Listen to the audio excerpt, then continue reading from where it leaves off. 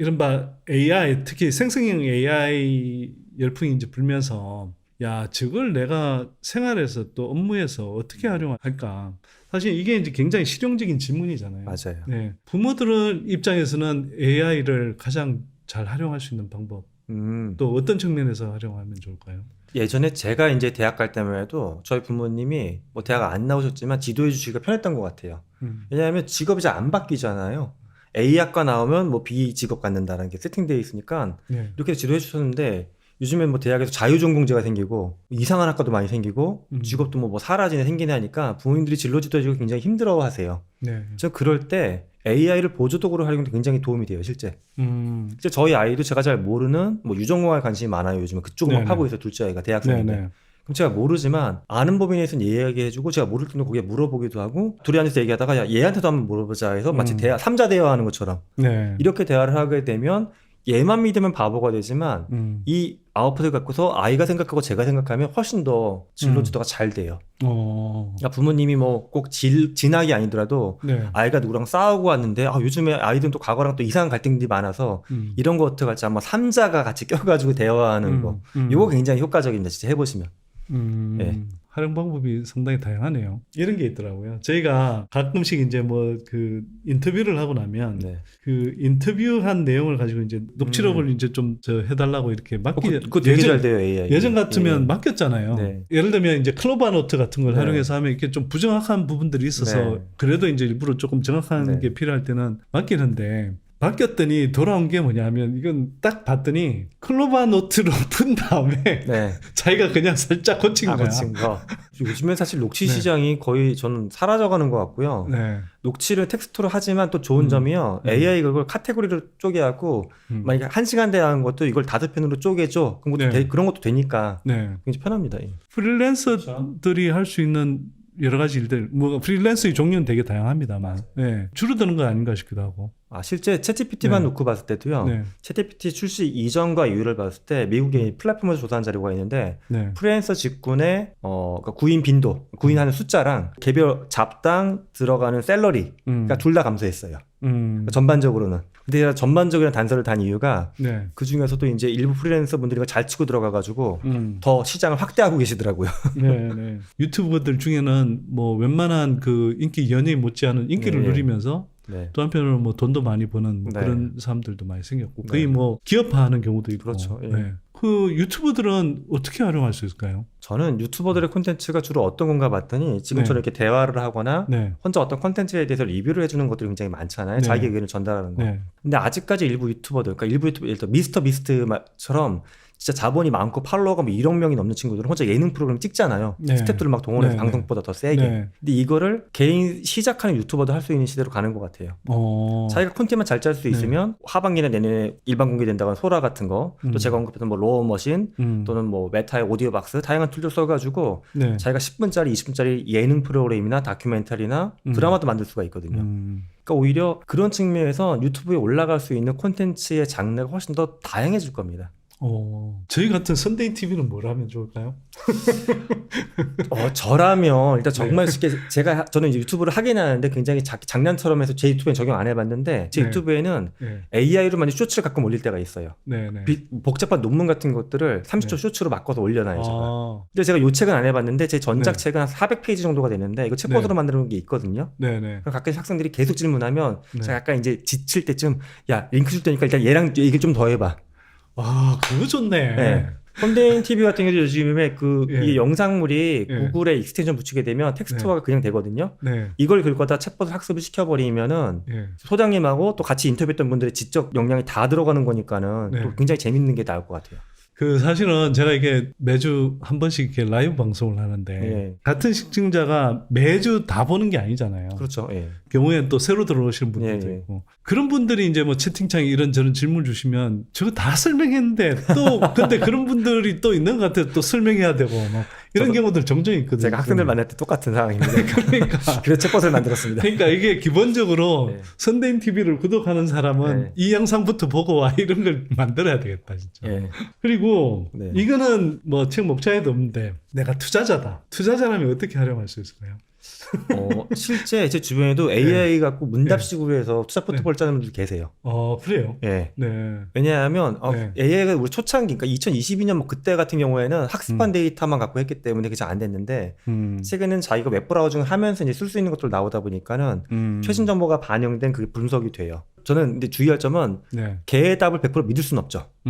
하지만 내가 마땅히 영역별로 물어볼 전문가가 별로 없어. 이럴 땐 굉장히 도움이 됩니다. 그리고 회사 상황이다. 이게 관리자 입장하고 그냥 실무적으로 일하는 사람 입장에서 네, 다르죠. 이 활용하는 게 달라야 되잖아요. 네, 그렇죠. 좀 어떻게 다룰 수 있을까요? 실제 스타트업을 보면 되게 재밌는 현상이 최근에 네. 중간 관리자를 많이 빼는 조직을 제가 봤어요. 음. 원래 스타트업이 있으면 뭐 임원이 몇 명 있고 밑에 뭐 10명, 5명 있는 걸 보고받고 했었는데 네네네. 작은 피라미드였는데 여기서 중간 관리자가 실무단으로 내려가더라고요. 어. 왜 내려가나 봤더니 업무용 툴이나 메신저 같은 거를 AI를 끌어다가 보고를 해주는 거예요. 그러니까 대표가 여전히 100명 걸 다는 못 보던데 네. 이거 중간 관리자가 보고했던 것들을 AI가 대신 보고해 주는 거예요. 또 좋은 점은 부서끼리도 돼요, 이게. 그럼 다른 부서 업무량 파악하기도 좋고. 그러니까 저는 이걸 가만히 보다 보니까 이제 업무를 배분하고 보고하던 중간 관리자, 네네. 메신저 역할하던 분들의 그런 네. 어떤 직장에서의 위상은 점점 더 위축될 수밖에 없을 것 같습니다. 예. 제가 보니까 교수님 책이 딱 이 책을 제가 딱 보는데 야 이분 엄청 욕심쟁이다. 아니 왜 그러냐면 어떤 사람도 이걸 다 읽고 싶게 만들어놨어. 그렇습니다. 아니 저는 빠져나가는 그물망이 이렇게 해놓은 이유가 네. AI를 자꾸 남의 일이라고 생각하시는 분들이 많아서 그래요. 그러니까 네. 제가 진짜 많이 네. 받아본 질문이 예를 들어 네. 저희 책에도 그 사례를 넣었는데 제 네. 친한 미용실 원장님이 교수님 근데 저는 쓸 거 없는 거죠? 이분은 답을 정해놓은 거예요. 저한테 그렇죠 원장님은 상관없어 이 얘기를 듣고 싶은 거예요. 네. 그래야지 머리가 깨끗해지는 거니까.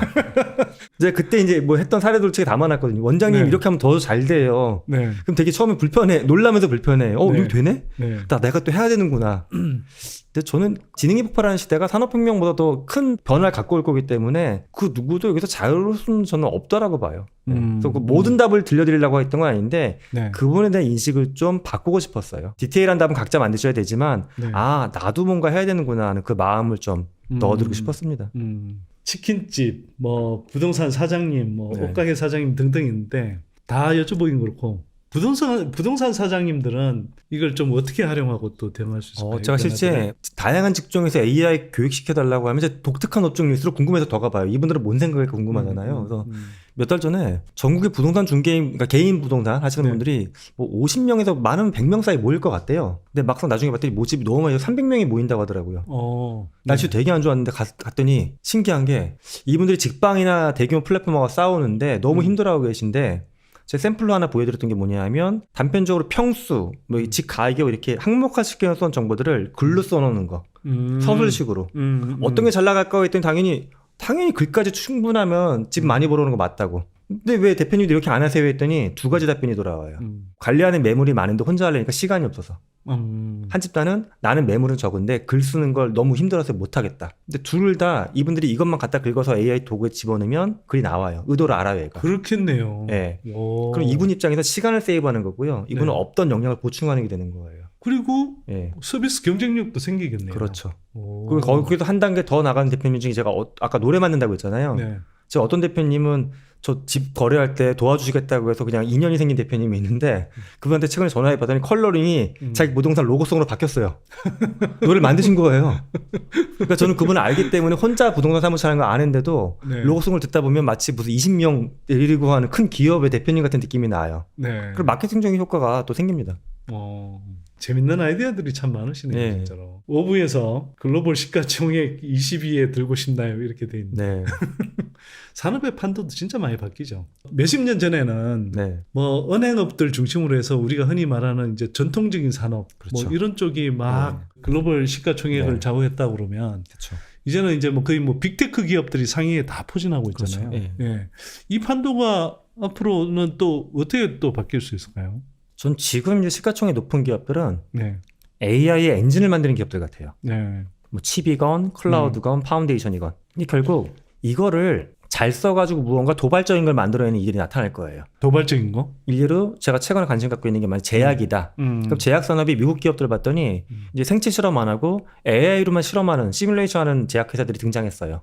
그러니까 뭐 그런 식으로 예. 이렇게 접근하는 회사들이 점점 늘어나대요. 근데 그러면 이들은 AI를 만든 건 아니지만 이걸 잘 활용해가지고 완전 브레이크스루 할 수 있는 새로운 의약품을 개발해서 시장에 들이밀겠죠. 네. 그럼 이런 기업들의 오히려 이익이나 가치가 더 증가하지 않을까?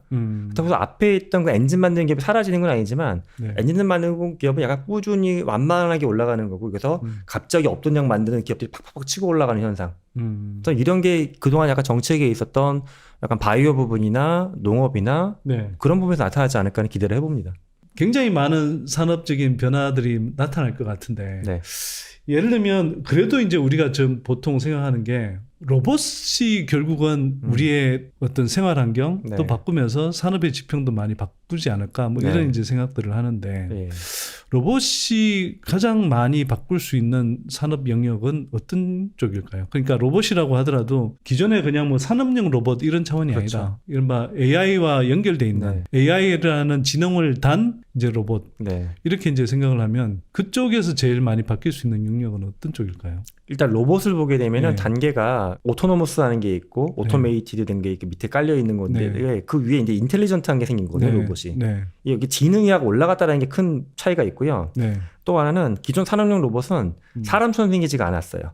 주로 인간의 몸하고 비교를 해보면 팔만 있는 거고 팔도 네. 한두 개 있고 그때 손가락도 5개가 아니라 뭐 이상한 드릴이 달려있다라든가 큰 집게가 네. 달려있다 이런 로봇이었는데 지금 로봇은 머리가 좋아진과 동시에 외형의 특성이 인간을 닮았어요. 외국에서 개발된 로봇을 보면 주로 키가 160에서 180cm 사이, 네. 몸무게가 47kg에서 80kg 사이, 손가락 5개. 이건 인간이 들어갈 수 있는 모든 환경에 다 들어갈 수 있는 걸 준비하고 있는 거죠. 따라서 어떤 산업에 로봇이 많이 들어갈까 하는 질문을 뒤집어 놓고 보게 되면 현재 어떤 산업에 사람이 많이 투입되고 있느냐. 그러면 거기로 왕창 들어갈 수 있을 거라고 봐요, 저는. 그래서 생각보다 더 임팩트가 크고 빠르게 올 것 같아요.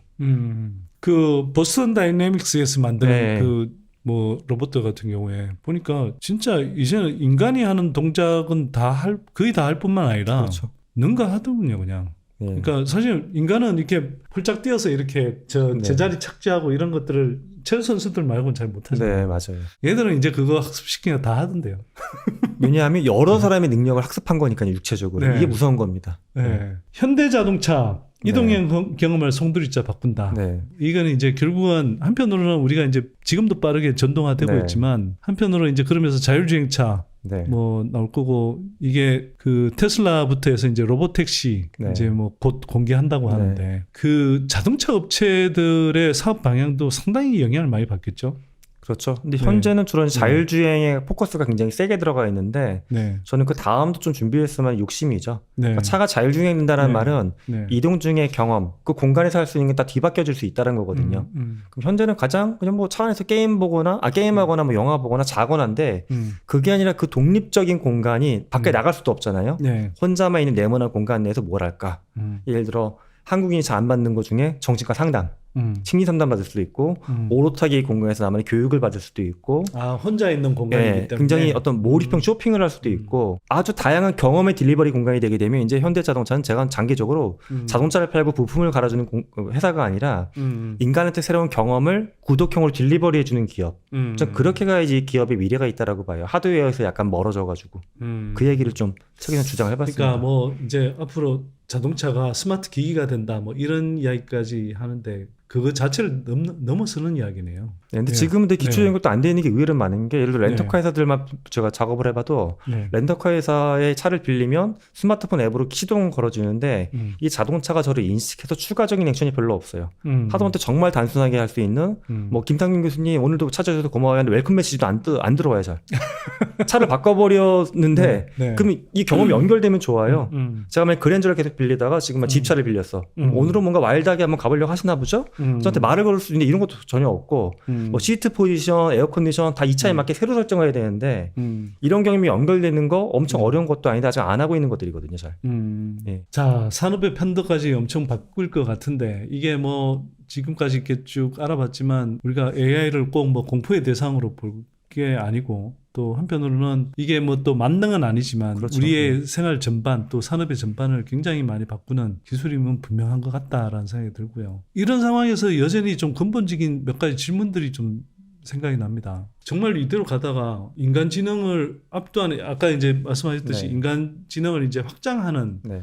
개념으로 말씀을 하셨지만 뭐 터미네이터의 스카이넷 뭐 이런 네, 이야기하고 막 그러잖아요. 인간이 이걸 사실은 통제하고 뭐 한편으로는 협력하고 활용하는 대상이 아니라 그러니까 지배당하는 기술이 어마어마한 기술이 될 수 있지 않나? 네. 이런 우리는 사실 뭐 일반인들만 하는 게 아니라 사실은 뭐 스카기라고 하는 사람들조차도 맞아요. 그런 많이 질문들을 합니다. 많이 네. 던지잖아요. 맞습니다. 그래서 적절하게 이제 생성 AI 발전에 이제 그 규범을 만들어야 된다. 또 네. 이제 이 속도를 통제해야 된다. 뭐 이런 이야기까지도 하는 건데 네. 교수님은 그 부분에 대해서는 좀 어떻게 보고 계세요?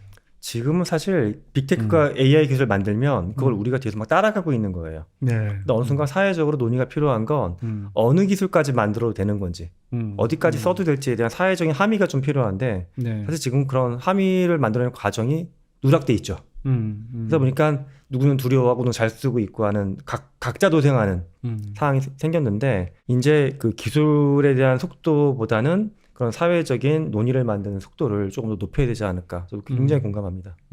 한국은 좀 그런 면에서 좀 어떤가요? 이게 뭐 당장은 이게 우리가 오히려 뭐 생성 AI 관련한 뭐 기술이나 산업이 너무 뒤떨어져 있다. 네. 그래서 빨리 쫓아가자. 이 네. 분위기가 훨씬 강하고. 그렇죠. 현재. 예, 뭐 지금 말씀하신 네. 그런 논의를 아예 할 여지 자체가 별로 안 네, 생기는 네, 것 같은데. 그렇죠. 지금 한국적인 맥락에서는 좀 어떻게 봐야 될까요? 사실 6, 7년 동안 민간 분야 투자된 걸 보게 되면 건당 150만 달러 이상이 투자된 민간 AI 스타트업 투자 건수를 보게 되면 미국은 5,600건 가까이 되고요. 네. 한국은 189건인가 밖에 안 돼요.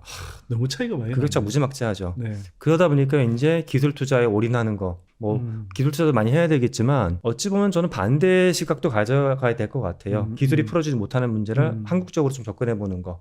예를 들어 뭐 콘텐츠 분야에 오히려 남의 기술이지만 AI 접목해가지고 오히려 콘텐츠의 가치를 높인다라든가 한국은 인문학이나 철학적으로 AI가 앞서 있다라든가 인지 양성을 잘한다라든가. 그러니까 사실 공학하시거나 기술하시는 분들은 기겁할 수도 있지만 공학하고 기술에만 너무 몰입하는 것보단 다른 부분을 함께 키우는 전략도 고민해봐야 되지 않을까 생각합니다.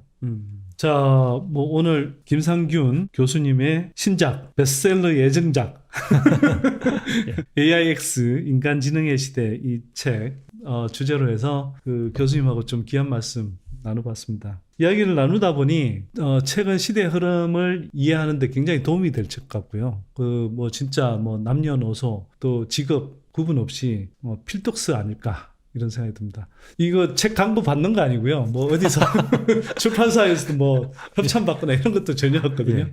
제가 좋았던 점 중에 하나는 보통 인공지능 이야기하면 막 어려운 개념도 이야기하고 막 왠지 주눅이 들어서 못 볼 것 같은데 그러니까 실생활의 관점에서 또 편하게 이렇게 접근하는 책을 써주셔서 많은 분들한테 도움이 많이 될 것 같고요. 그렇죠. 지능은 모두를 위한 것이니까 이미 우리가 지능을 갖고 있고요. 아니 그래서 이게 인지과학을 하신 분이라 그러신지 책을 하여튼 되게 쉽게 재밌게 쓰신 것 같습니다. 아유, 감사합니다. 네. 교수님 오늘 나와주셔서 감사드리고 다음에 기회 되면 또 한번 좀 나와주시면 감사하겠습니다. 제가 즐거웠습니다. 네네. 고맙습니다. 고맙습니다. 예. 네.